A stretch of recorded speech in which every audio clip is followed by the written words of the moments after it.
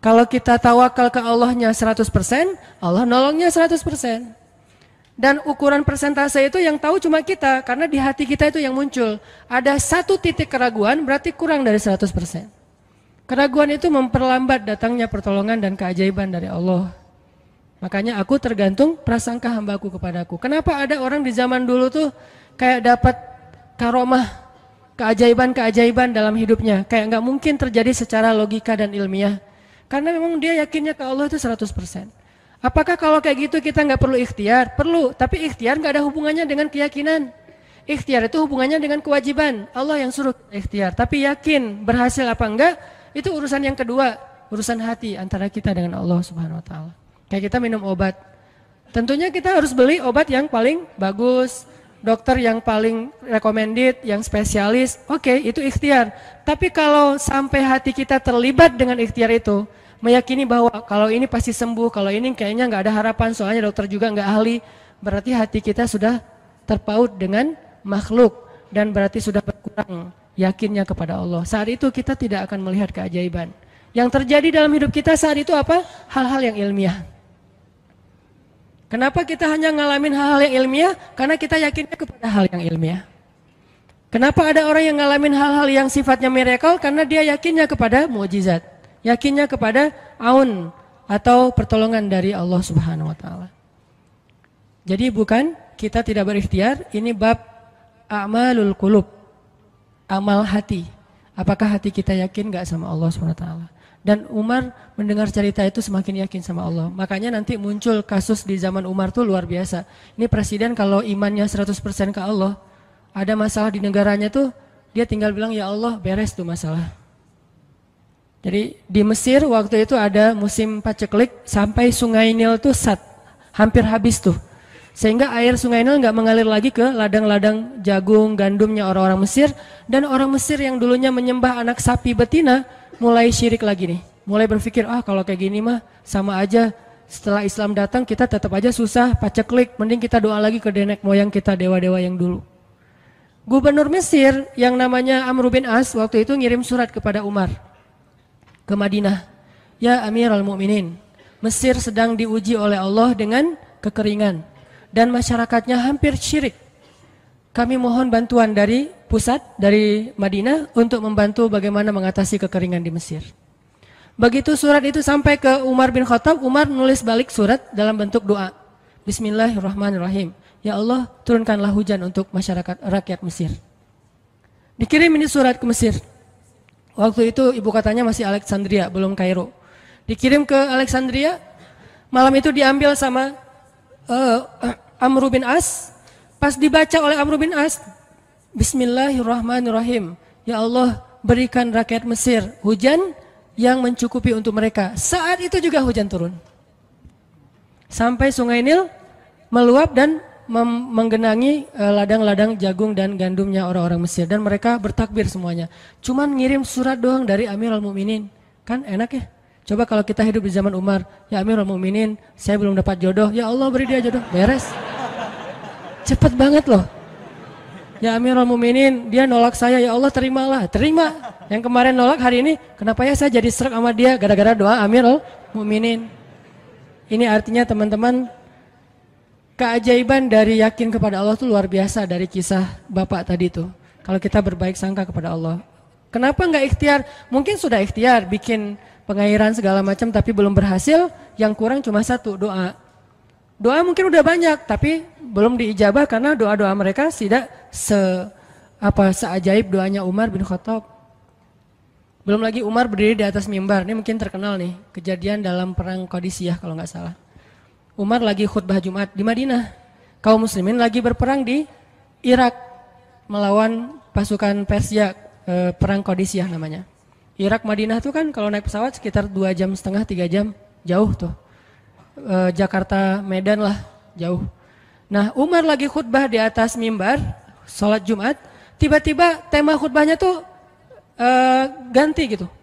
Lagi ngomong tiba-tiba beralih tema. Wahai kaum muslimin, naiklah ke atas bukit itu, baliklah kalian mundur-mundur gitu. Jadi Umar tiba-tiba kayak ngomongin sesuatu yang gak nyambung. Orang-orang heran, ini Umar kenapa? Oh ya udah biarin, namanya juga Umar gitu kan. Dia punya Mungkin dia ngelihat setan atau apa, setan kan takut sama Umar. Diem. Udah selesai sholat Jumat, pada datang, ya Amirul Mukminin, tadi apa yang terjadi? Kenapa Amirul Mukminin ngomong sesuatu yang nggak nyambung? Kita juga nggak ngerti. Kata Amirul Mukminin, saya ngelihat Allah menampakkan kepada saya pasukan Islam di Qadisiyah yang terdesak, hampir habis dibantai sama musuh. Tapi saya ditunjukkan ke sebuah bukit yang mungkin mudah-mudahan itu jadi benteng untuk mereka berlindung. Saya suruh mereka naik. Orang kan nggak langsung percaya kan? Bener gitu terjadi kayak gitu. Kalau Rasul ngomong, mungkin aku naik ke langit, Isra Mi'raj, oke lah, itu aja masih ada yang mendustakan. Ini Umar yang ngomong, bukan Nabi yang dapat wahyu.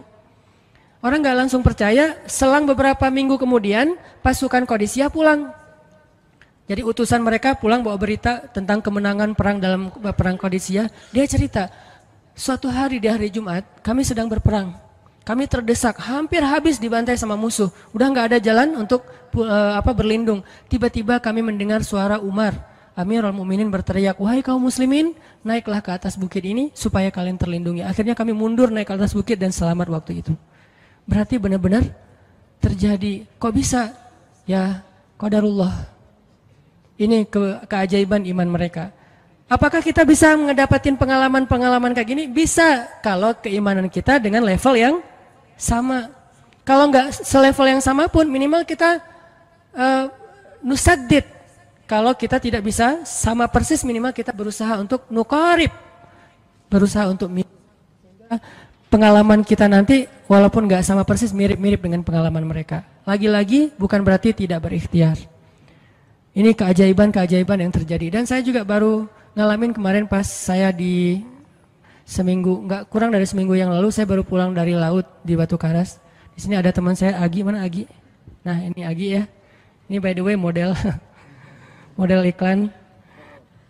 Ada deh pokoknya iklan jodoh maksudnya. Agi ini anak Batu Karas. Agi boleh diceritain? Agi ini anak Batu Karas. Batu Karas tuh Jawa Barat, daerah Pangandaran. Dari Bandung kurang lebih 6 jam perjalanan. Kalau lagi ada ombak saya suka ke sana nonton orang main surfing. Nggak main sih, main dikit-dikit tapi nggak jago. Nonton orang main surfing. Ketemu Agi.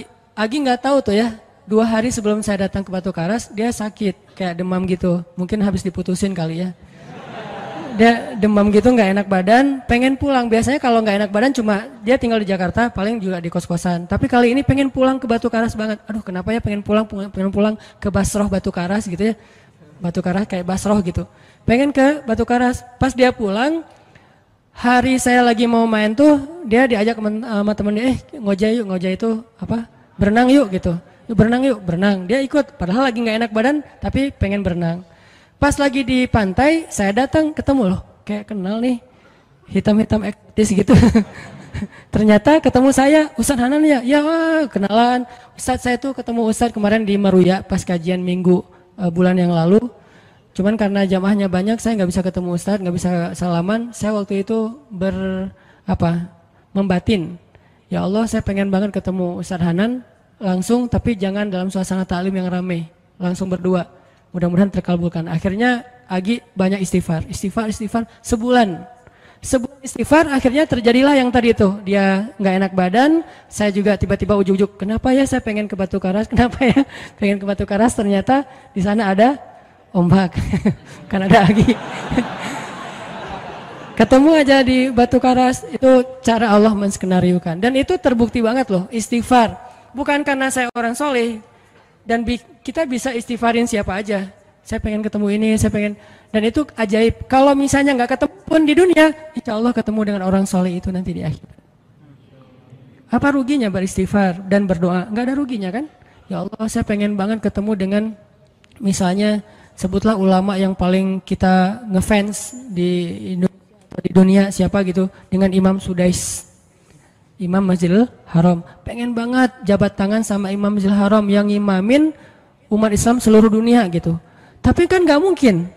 Kita umroh, kita haji juga nggak bisa ketemu dengan Imam Sudais. Kita berdiri paling depan ya di dekat dengan Hajar Aswad. Begitu mau sholat diusir tuh. Begitu selesai salam langsung dipagar betis sama askar-askarnya. Susah ketemu beliau tuh, ajaib banget kalau bisa ketemu. Tapi kan nggak ada salahnya beristighfar kan? Astagfirullah, astagfirullah, ya Allah, Sudais, astagfirullah, astagfirullah, Sudais, astagfirullah. Terus aja gitu. Pengen ketemu Sudais. Tiba-tiba bisa aja sudah datang ke Indonesia, ada seminar apa, mungkin bisa ketemu yang paling logisnya. Atau kalaupun nggak ketemu di dunia, tiba-tiba bangkit dari kubur di sebelah kita. Siapa? Kan kamu sering manggil saya dulu, siapa? Sudais yang mana ya?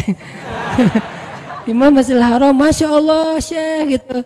Dan orang soleh nanti di akhirat, dialah yang salah satu akan menyelamatkan kita dari perjalanan yang sulit. Selain syafaat Rasulullah SAW.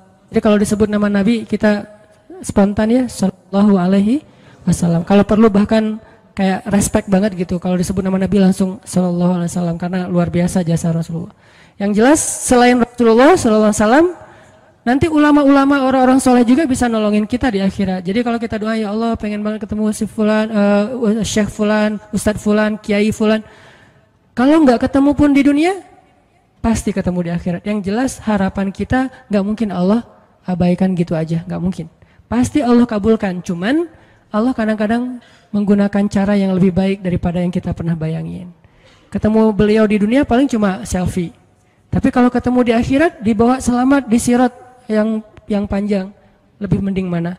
Ketemu nih dengan seorang ulama, orang soleh yang kita ngefans banget nih. Pokoknya saya pengen banget selfie sama beliau, ya Allah. Apalagi kalau orang soleh itu followersnya banyak, misalnya ya 1.100.000.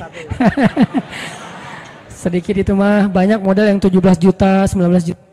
Pengen followersnya nambah kalau selfie sama beliau. Cuma nambah followers. Tapi kalau ketemunya di akhirat, nambah apa? Nambah derajat, naik level. Kita jadi selevel dengan masuk ke level beliau, padahal kita mah malahnya nggak selevel gitu. Kenapa? Karena dibawa sama beliau. Orang soleh itu kalau mau masuk surga, teman-teman nyari teman-teman yang mencintainya di dunia.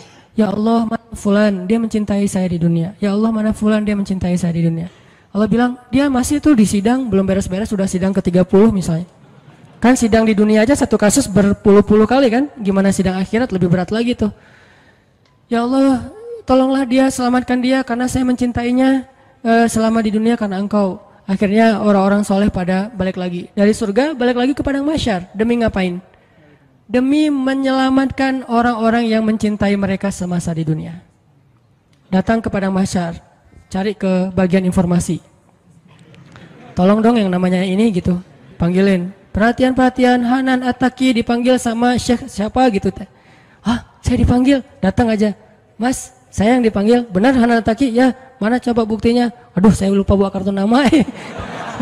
KTP misalnya. Udah pasti tahu lah ya malaikat sama kita. Udah, masuk aja. Tuh ada yang nungguin di business lounge gitu. Jadi ada VIP lounge-nya gitu kan. Oh, saya boleh masuk VIP lounge-nya, masuk ke VIP lounge. Udah sampai di sana, udah ada makanan segala macam, mereka lagi duduk. Kayak asa kenal nih, siapa ya? Dekat Hanan ya? Ya, wah kita sering ketemu dalam doa. Wah, akhirnya pelukan. Ada apa Syekh? Yuk ikut saya ke surga, kan enak banget kan? Terus sidang saya gimana? Udah beres, diberes sama teman-teman saya di sana. Saya banyak teman di dalam gitu. Saya banyak. Beres kan? Di dunia aja bisa gitu, masa di akhirat gak bisa? Tapi dengan seizin Allah dan Allah ridho dengan kebaikan-kebaikan itu. Jadi nggak ada sia-sianya juga. Kita kan dulu saya pernah cerita yang Imam Ahmad bin Hambal kan yang pengen banget ke Basrah, dan itu ternyata terjadi juga sama Agi. Dan terjadi juga sama salah seorang driver ojek online di Bandung. Baru 2 bulan yang lalu kejadiannya. Saya lagi datang ke markasnya Pemuda Hijrah, kita sering ada kayak rapat gitu di kantor. Markas kita namanya Masjid Al-Latif di dekat Gedung Sate. Datang dari pagi rapat sampai sore, dan saya pakai baju baju main biasa, bukan pakai baju taklim. Sebetulnya sama aja sih. Nah, waktu itu sholat zuhur di Masjid Al-Latif, saya ngimamin sama asar. Habis asar pulang, karena nggak nyetir sendiri, saya pakai online, saya order nih. Order, pakai ojek, ada yang ngambil, drivernya ngambil, datang jemput pulang. Kemana? Ke Cimahi, pulang. Di tengah jalan dia nanya, Mas sering sholat di Masjid Al-Latif itu ya? Saya bilang, ya lumayan, saya bilang. Iya itu masjid rame banget, anak-anak muda pada numplak di situ taklim. Siapa sih itu, ada imam muda, bagus suaranya gitu. Ntar jangan GR dulu. Muzammil, oh iya Muzammil, ya bagus tuh. Tadi udah GR, ternyata salah. Oh Muzamil, benar-benar Muzamil tuh suaranya bagus banget ya, anak ITB kan? Ya anak ITB ya. Kalau Mas di situ sering ngimamin juga? Ya sesekali sih saya bilang. Dia mulai curiga gitu. Suka ikut talim juga di sana? Ya kadang-kadang saya bilang. Kenal sama Muzamil? Ya lumayan, padahal murid sendiri kan. Lumayan saya bilang. Oh Mas kayak nggak asing nih. Mas tadi ngimamin sholat zuhur bukan? Ya, saya bilang. Mulai curiga kan dia. Mas namanya siapa sih mas? Hanan, saya bilang. Hanan? Hanan yang mana nih? Ya.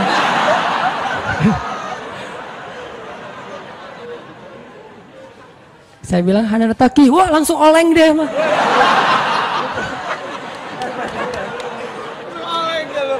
Oh, mas biasa aja mas biasa aja gitu.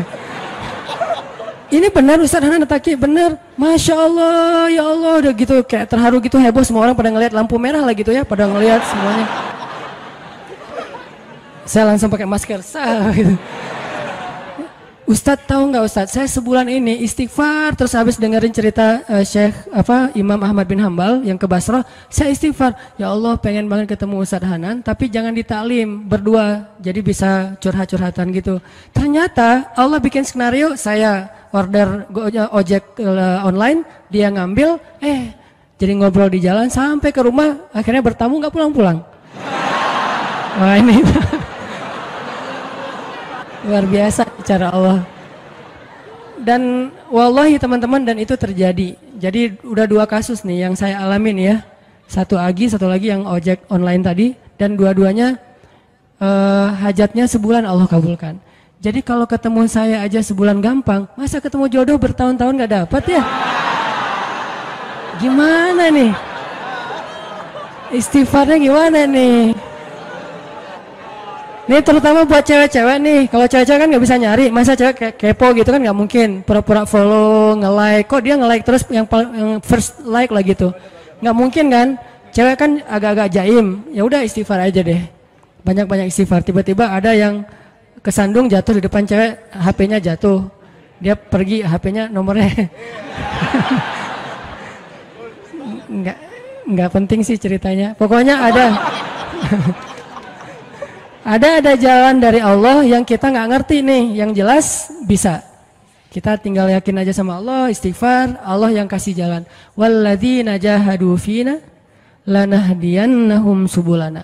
Pokoknya kalau kalian bersungguh-sungguh kata Allah di jalan kami, udah kami kasih jalan-jalan keluar yang subul, jamak dari sabil, banyak banget jalan keluar di sisi Allah. Yang penting kita jahadu fillah, berusaha di jalan Allah Subhanahu wa taala.